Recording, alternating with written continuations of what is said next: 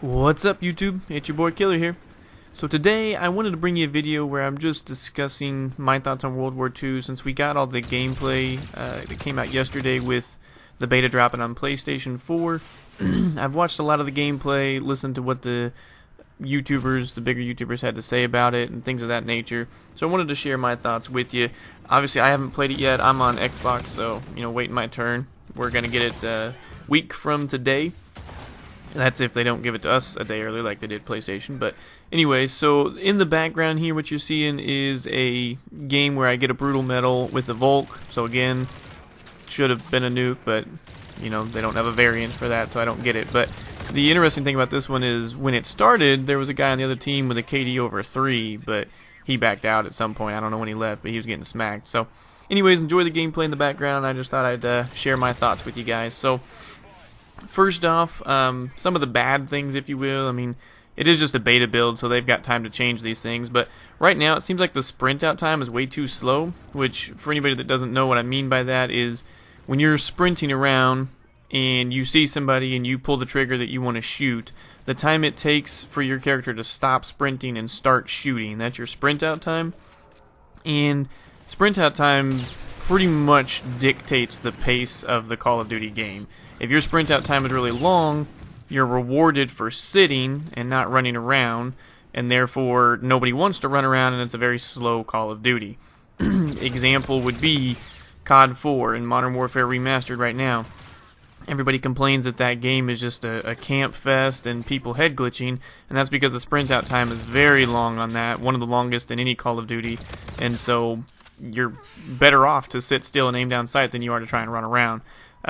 Counter that to Black Ops 2 and Call of Duty Ghosts, which were very fast-paced games. Granted, Call of Duty Ghosts had maps that were too big, so that slowed the pace down, but those two games have very fast sprint-out times, and therefore they're more of a rushing around type game. So I prefer to be able to rush around. I mean, I don't mind slowing it down, and you can see in my gameplays occasionally I slow down when I know someone's coming, that type of deal, but I don't like when we just camp and it's all about who has the head glitch, who has the power position. So hopefully they adjust the sprint out times a little bit.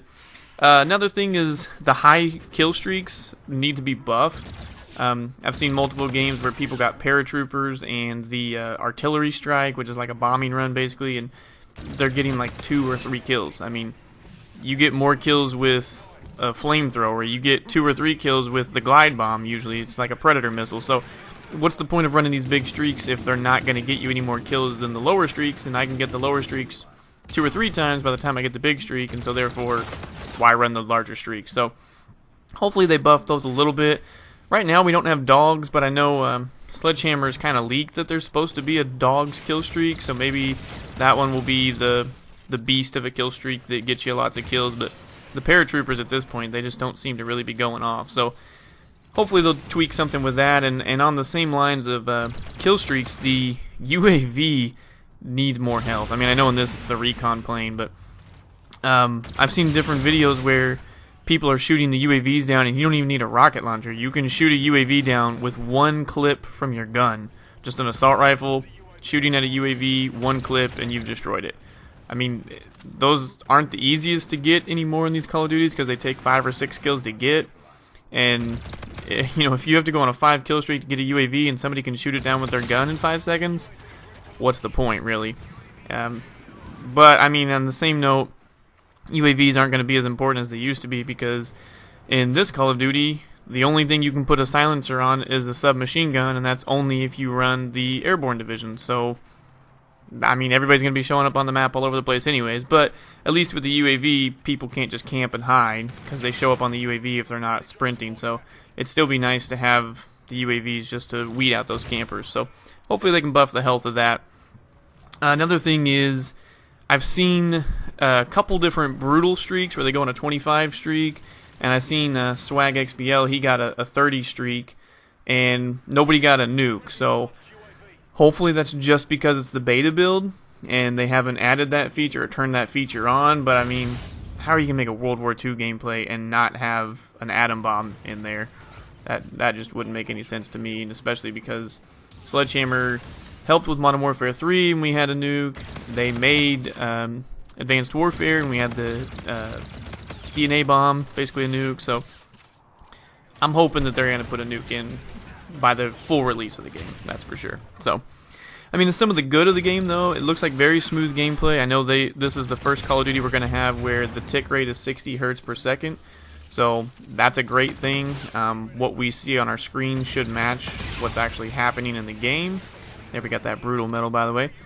But so the gameplay looks very smooth. I know at first there was connection issues, but that's because it's a beta, and you're not a huge player base, and especially at first when the beta comes live, so you're spread apart from each other pretty largely, and that leads to poor connectivity. So that'll get better, I'm sure. Some of the other good is the war game mode. I'm really looking forward to this. It looks like a lot of fun. I think the war game mode is going to be one of those, though, that you're probably like, there's not going to be any point in going into that game mode if you're not partied up with at least 3 to 4 people. It's 6v6, but it's extremely objective based. I mean, that's all that it cares about, is playing the objective. So you're going to have people on your team of, this guy's going to be the sniper, this guy's going to be the one that goes and lays down his body to build the bridge, this is going to be the guy that has smoke grenades on his class and throws smoke. There's going to be a lot of strategy into the war game mode, and I really think you're going to need to play it in a party, but I think it's going to be a really fun game mode once you have a party to play. So I'm looking forward to that. But that's my thoughts on World War II. That's really all I got for you guys. Let me know your thoughts on it as well. As always, if you've liked the video, then please do drop a like down below. If you have any thoughts, feelings, or emotions, add that to the comments section. And if you enjoyed everything enough, then please do subscribe to the channel. That's all I got for you.